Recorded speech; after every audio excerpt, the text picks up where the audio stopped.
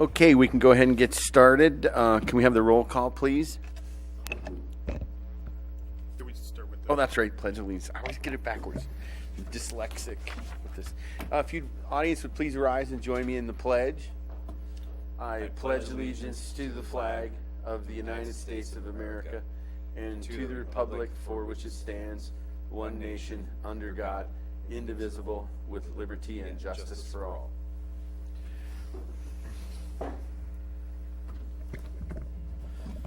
Now, roll call, please. Member Saragosa. Present. Chair Wolf. Here. Vice Chair Roby. Present. Member Friend. Here. Noted that member List is not present this evening. Thank you. So we'll move on to the consent calendar, which includes the agenda for tonight's meeting and the minutes from our last meeting. Anybody have any comments or items to pull? Move the agenda. Somebody second? Second. Thank you. Indicate your consent by saying aye. Aye. Thank you. Now we're at the point of the evening for our vast public audience here, where you can talk to the commission on anything that's not on tonight's agenda. So if you're flying a flag for something that's tonight, this isn't the right moment to talk, but this is just for the public can address the commission on anything that's not on the agenda. I don't see takers, so we'll move on. We're down to item 4, which should be the subject of great mirth and laughter. This is a presentation item. It's recognition and appreciation of George Lowry, outgoing Planning Commission member. And the first order of business is for, I make a motion that we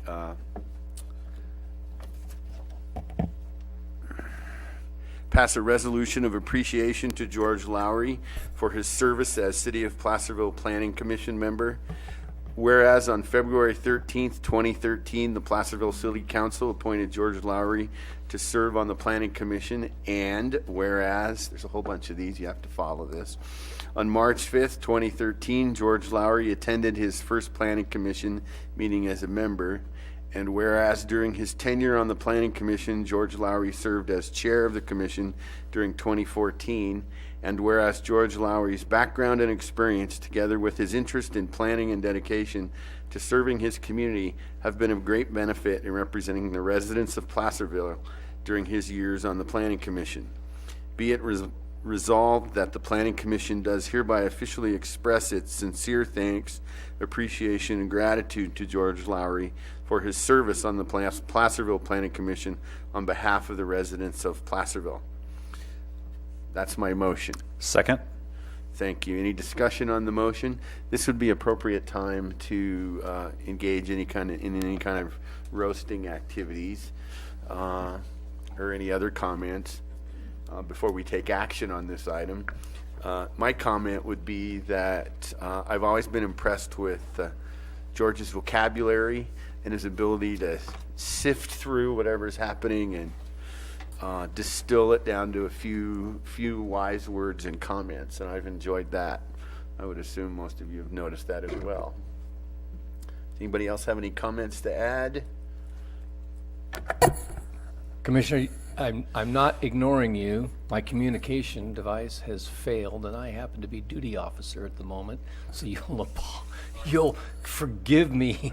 I want to come right back to you very quickly, but I'm in a bit of a difficult challenge here. I guess while I have the microphone, George, aside from being my neighbor, a good neighbor, I would say was an excellent commissioner who provided a great counterbalance to me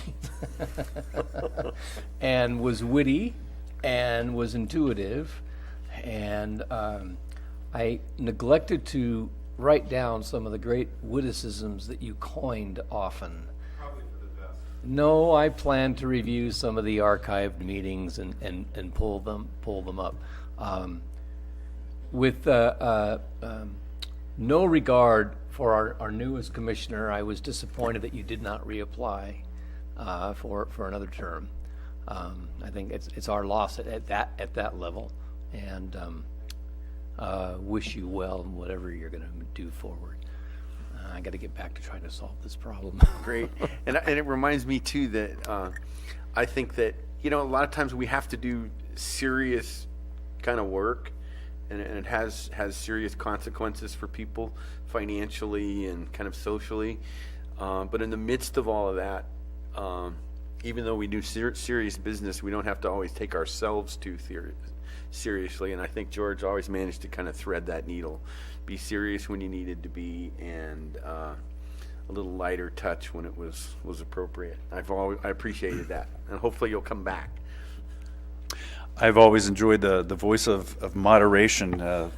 Being on the Planning Commission for a couple of years, I was kind of feeling my way and trying to figure out what was important and what was less important, and listening to some of the comments and debates among the Planning Commission members, it was always good to hear George's voice, as was mentioned, distilling the truths and bringing them out to the forefront, and letting us see exactly what the questions were, and what the actions that we needed to take or suggested would be. So I appreciate your mediation, your moderation, and your strong sense of common sense. I do appreciate that. Thank you. All right. Okay, I'll go ahead and call the question for the resolution before us with a roll call vote, please. Member Saragosa. Aye. Chair Wolf. Aye. Vice Chair Roby. Aye. Member Friend. Unquestionably. All right, the motion carries. Are we doing a photo op with this? Is this the right time to present this? Certainly, and staff does have a parting gift for Mr. Lowry as well as a little bit of comedic. I hope it's a chicken. It's got to be a chicken. Remember how much trouble I got into? The time I It's brought the got rubber to be a chicken.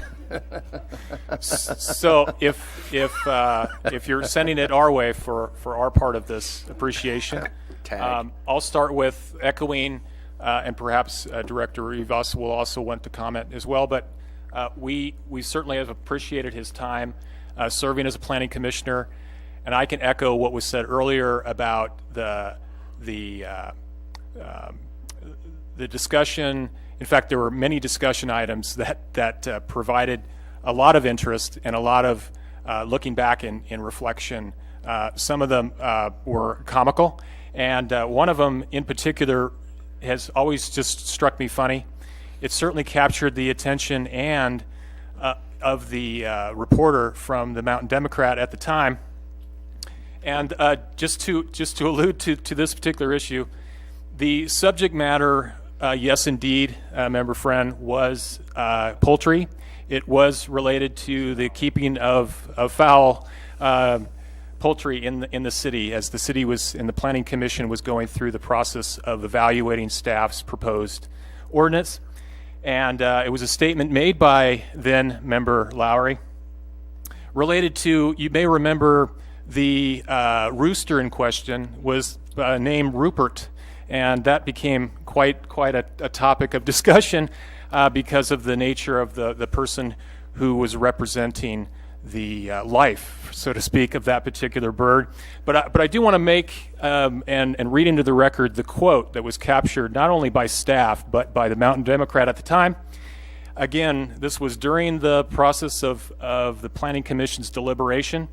It was stated by George Lowry that, quote, "If you don't attract the attention of code enforcement, maybe some of the roosters will live out their lives like old mafia dons on the Jersey Shore."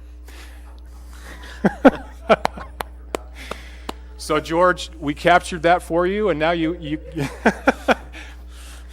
I'd like to pass it around so the other commissioners can take a look at that. We also have a gift if you want to step forward for your tenure here. And on behalf of the city, I'd like to present that to you. Thank you very much. Thanks again, George, for your time and service.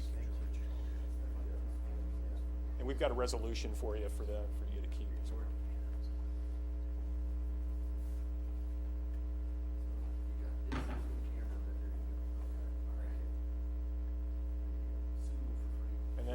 guys want to take a look at that.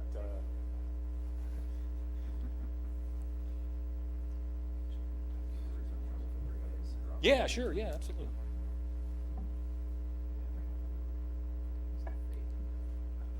So thanks again, George. Thank you.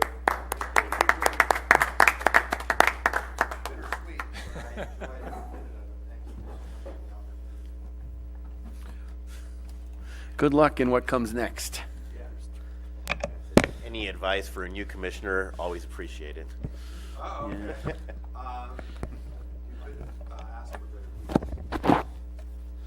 you go. Dr. Coriolano.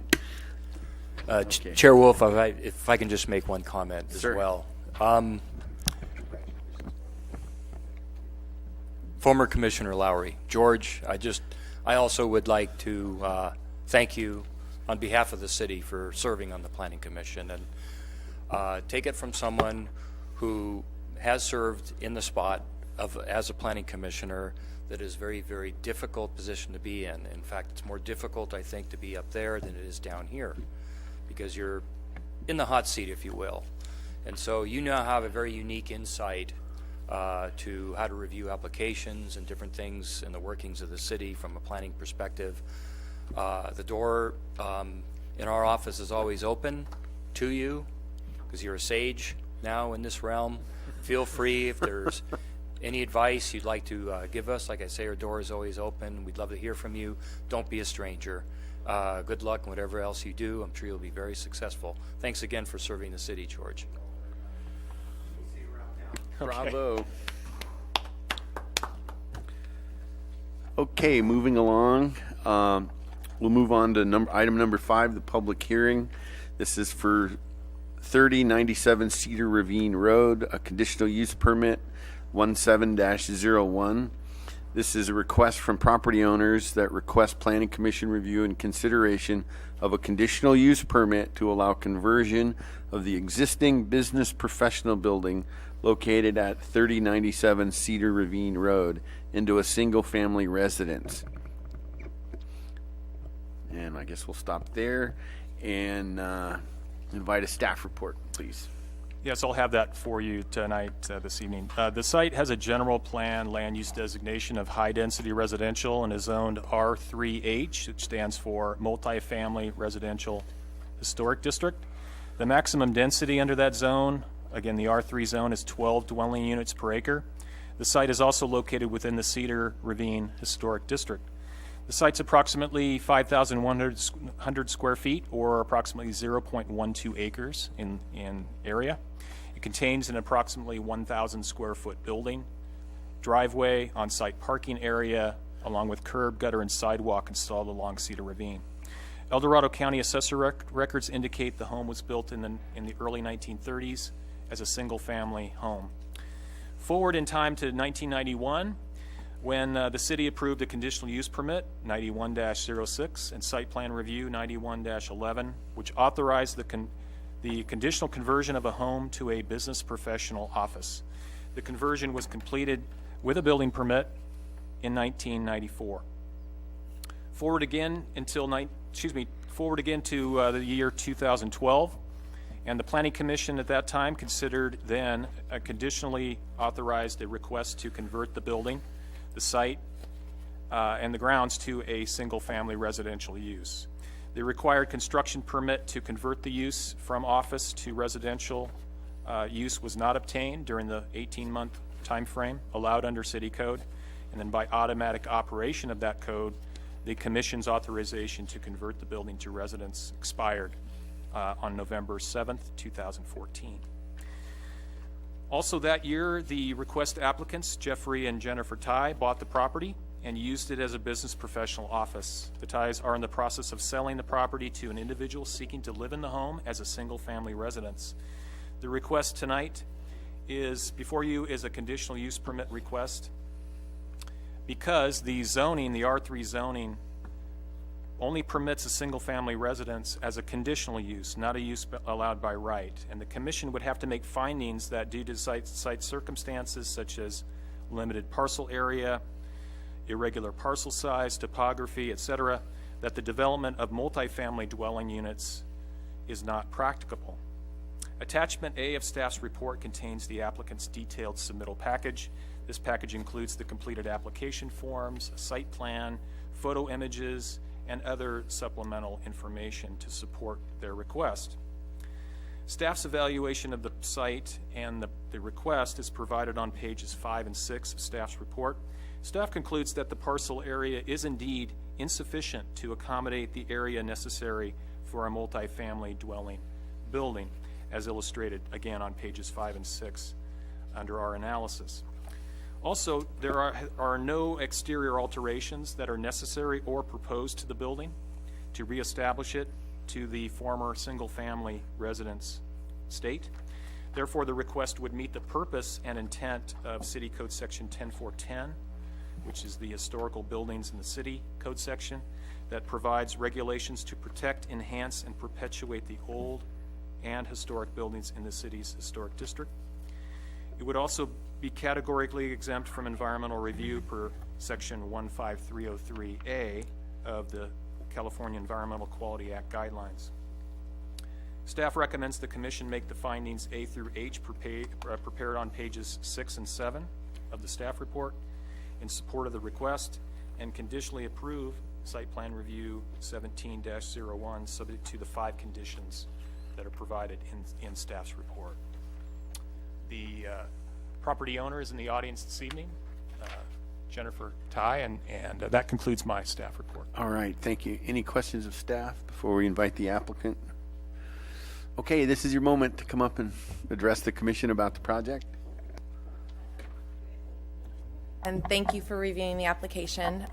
There's not much more I can add to it. The lot size is indeed very small. It would be very difficult to put any kind of multifamily property on it. I happen to be in real estate, so I know a little bit about those sorts of things. I do believe the highest and best use of this property is residential, and I would just ask for you to review the information, and I can answer any questions you might have. I was curious, did you put the submittal application together yourself? Yes. To gather all this stuff? Yes, with all the pictures and all the information, correct. All right. Well done. Thank It's a you. complete presentation. Thank you. Any other comments or questions for the applicant? All right, then we'll go. Thank you. We'll go ahead and close the public hearing and decide the fate of this item. Any discussion? Actually, I do have one comment or question for staff, and your podium microphone is on, FYI. The action is to review and consider a conditional use permit to allow this conversion. Alternatively, why couldn't we simply do a revocation of the existing permit that converted it from a single-family dwelling to a business in the first place? Well, Is that an alternative approach? And this is really just- one of the things I failed to mention is that the existing site plan review and conditional use permit would become non-operable as a result of the approval of the CUP. I know that's not really a direct answer to your question. Yeah, my question was actually driven because I did not see any reference to the current CUP in the staff report, and it just kind of occurred to me that instead of doing, I guess my question, I always go. It is actually part of the agenda. It's described in the agenda item. Okay. I guess what my very, very, very tiny concern is that now a single-family residence is going to be under a CUP in the first place, and it seems it would be more preferable to not have any kind of CUP of any kind at all than it's just a single-family residence. That otherwise, there are other residences along Cedar Ravine that don't require a CUP, and so wouldn't it be better to have a situation where the residence doesn't have any kind of restriction on it at all? Well, the intent of the language that's in City Code was a reflection of what happened during the last housing bubble. We had an inventory of land that was zoned for multifamily uses, and I'm not speaking specifically about this lot, because this lot was converted back in the 90s, but just for the sake of discussion tonight, the Planning Commission, the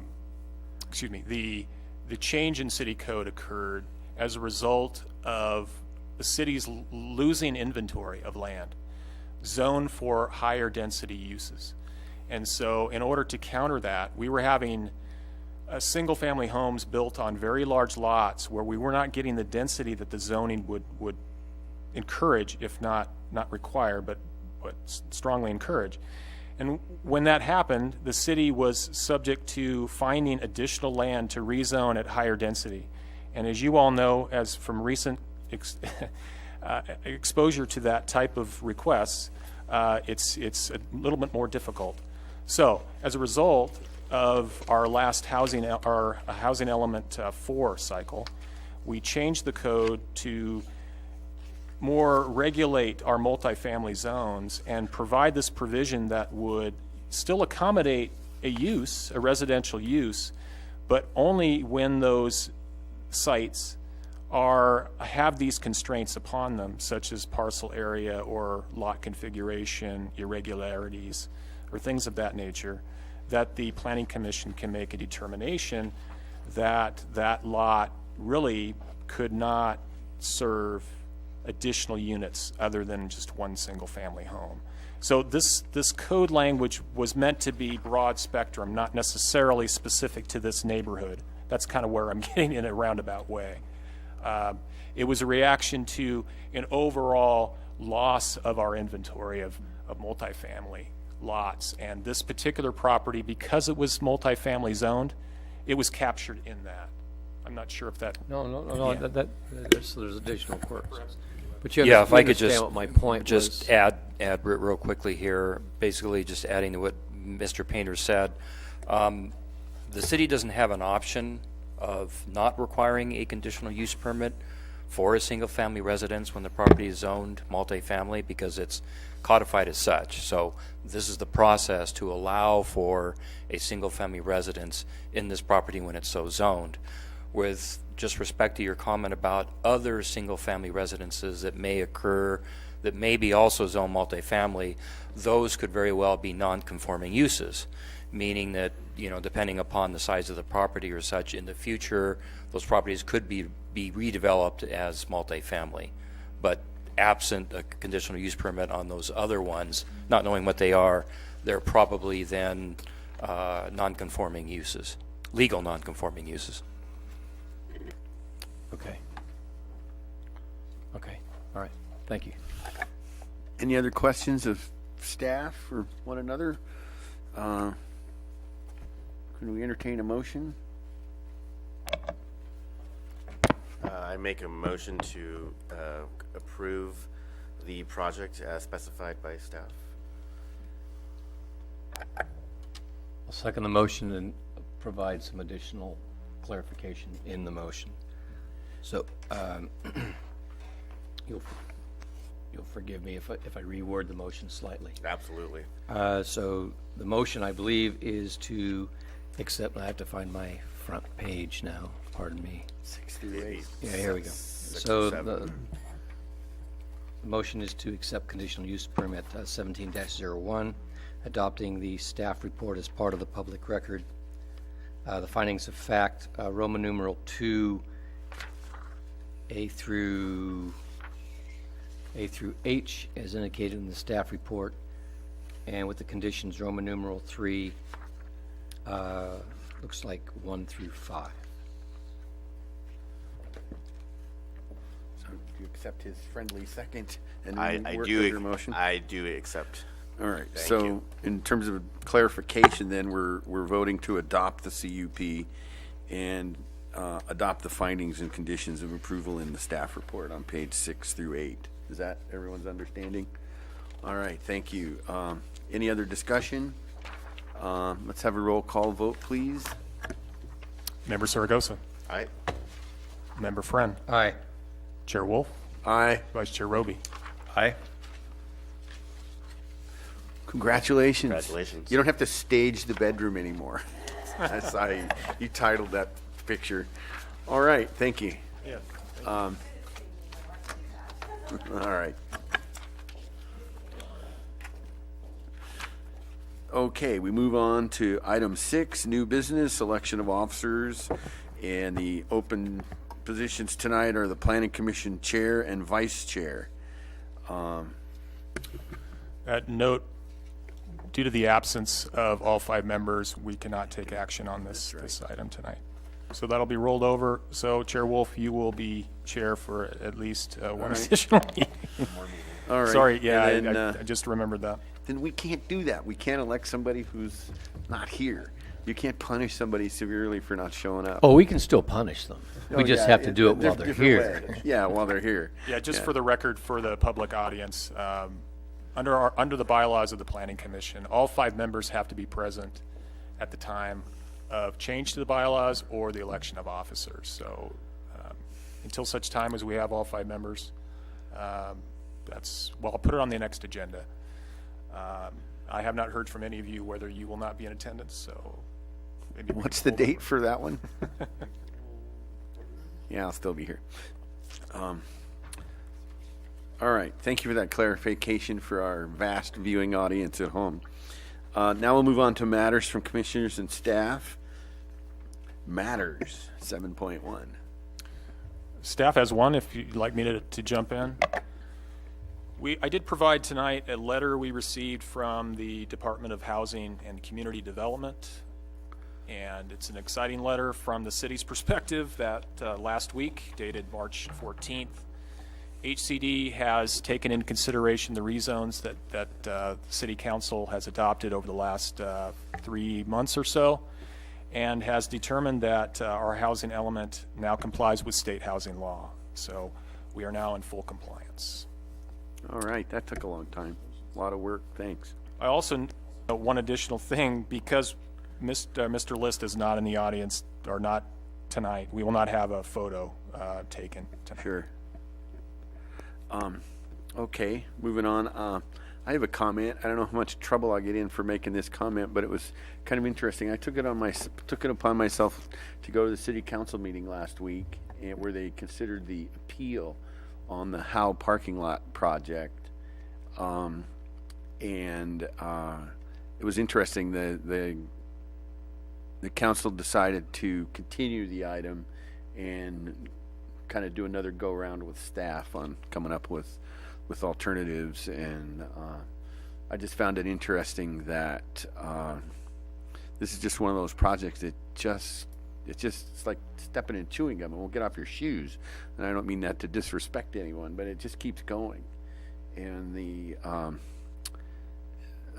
was my observation that the same kind of approach that the commission had to accommodate for a couple of years worth of meetings and calendaring, the same thing occurred. There were items presented at the last minute, and with very little time for the council or anybody, staff or anybody else to review them. And then the way the project is being represented and the documents that are being prepared make me want to seriously reconsider the motion that we kind of just gentlemanly just moved away from. But I think we're doing we may want to revisit that, because it's just really troublesome when presentations aren't really complete and accurate because of the skill set of the people representing the owners. So I intend to craft a better motion and a little more background and bring it back. End of diatribe. Thank you.